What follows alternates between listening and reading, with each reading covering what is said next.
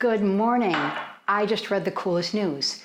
U.S. News and World Report has awarded Spain's Mediterranean diet best overall diet in the world 4 years in a row, beating out almost 60 different competitors. Pretty big deal.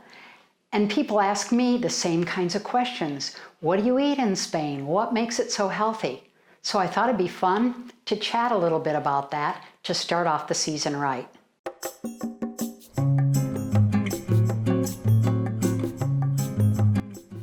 It is great to know we are not the only ones that understand how healthy it is to eat and live in Spain. So before I get into a season full of tasty recipes, I thought it'd be a good idea just to go over how they eat in Spain. I won't talk about the 6 different meal times, we'll save that for another time, but I wanted to talk about the fundamentals of the Mediterranean diet. There's 5 basic areas of ways to think about food and how to fill the plate, and there's 4 founding principles of things to do before you even get to sit down for a meal. The first is make sure you get some exercise every single day. It can be a stroll around the block after a meal. That's what they call a paseo here in Spain, and it's a very popular thing to do. Second, make sure you stay hydrated with plenty of water. It's core to having balanced life and a balanced diet. The third, the lifeblood of Spain, extra virgin olive oil. It's one of the heart healthiest fats you can possibly add to your diet, and you're going to see all season long, oftentimes I'll start with olive oil in a recipe and I'll end with olive oil in a recipe. That's how popular it is. And the final part of this puzzle is just how important shared table, social time, and interaction is to the Spaniards. And that's one of the things that has made it so hard during COVID times, because what the Spanish people are used to is sharing that meal with each other. They even have a period called a sobremesa, which is about the hour after the meal, that you don't get up, rush out and get your check and head out of the restaurant. You sit for about an hour and visit and enjoy each other's company. So those are the 4 foundations. Next, we're going to get into looking at how to fill a dinner plate with the core ingredients that make up the Mediterranean diet. Extra virgin olive oil may be the core of the Mediterranean diet, but what else should you know about this healthy diet?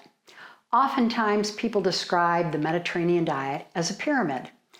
I find for myself, it's a whole lot easier to think of a dinner plate like this, with 5 segments, both by size and by what's in them, that help guide how we build a meal and how much we put on our plates. In all cases, you're going to be looking at mostly economical ways of eating, really healthy ways of eating, seasonal ways of eating, and when you can't get that, things like frozen foods, that's perfectly fine. One way or another, we'll piece together each one of these segments, and over the next few minutes, you'll have a perfectly clear idea of how to follow the way Spain eats and lives every day. The very first segment I'd like to talk about are fruits, vegetables, and olive oil. And you can see from the layout of the plate and the guidelines of the Mediterranean diet that this is an enormous part of what you should be eating every single day. It's no big surprise this is typical in Spain, because Spain is considered the fruit and vegetable basket of Europe. We get everything from bananas and the Canary Islands to rice right up the coastline from me here in Valencia. The most important part about this segment is it's very nutrient rich, it's loaded with fiber, an incredible amount of color for me, all different kinds of flavor, and it makes it easy to incorporate this into your diet. Importantly, you really ought to do it at every meal, every day. Figure out a way to put some of that onto your plate.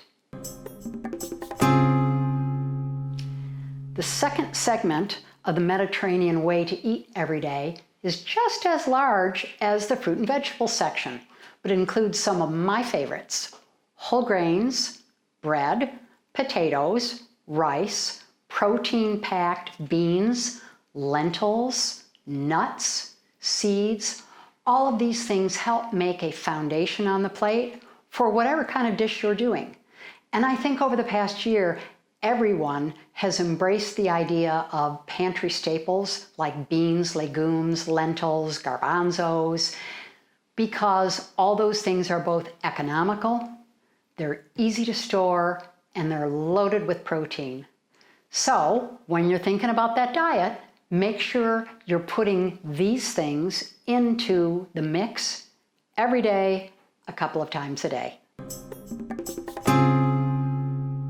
The third slice of the pie to eat the Mediterranean way every day is getting pretty skinny. It's not nearly as large as the other two, but it's just as important because this includes yogurt, cheese, milk, eggs, all protein-packed ingredients, very economical, and super simple to prepare and to use in your diet, like yogurt with fresh fruit, an omelet with a bunch of vegetables. One of the most popular things in Spain is to have a tortilla española. I've already done a recipe on that. And that's simply potatoes and eggs into an omelet. So when you think about these kinds of things, don't think of them just for breakfast. You can think of them for any time of day, lunch or dinner. Just don't think of them too often, 2 or 3 times a week. The fourth part of the Mediterranean way to eat every day includes fish and poultry. Of course, no big surprise, the Mediterranean Sea is right here and they pull fish out of it every morning. I can go to the mercado and get all kinds of different types of fish. But I understand too, you may not be able to do that. And that's okay because if you've got access to frozen fish or canned tuna or canned salmon, you're golden. As long as you add this to your diet 2 to 3 times a week, you're following the Mediterranean way. The very final wedge on the Mediterranean plate includes what I refer to as meats and sweets. It's small for 2 reasons. 1, Spaniards don't eat very much of this. In fact, once a week, every couple of weeks is plenty. And when they do eat it, they don't eat great big portions of this. Small amounts of meat that are added to bean dishes like stews or soups, a ham hock that you'd throw in with a split pea soup dish. That's about the level of how much meat is eaten, and primarily because it adds a huge amount of flavor, but you don't have to have all the downside of that by having too much of it. You can make the most of the flavor when you combine it with other things.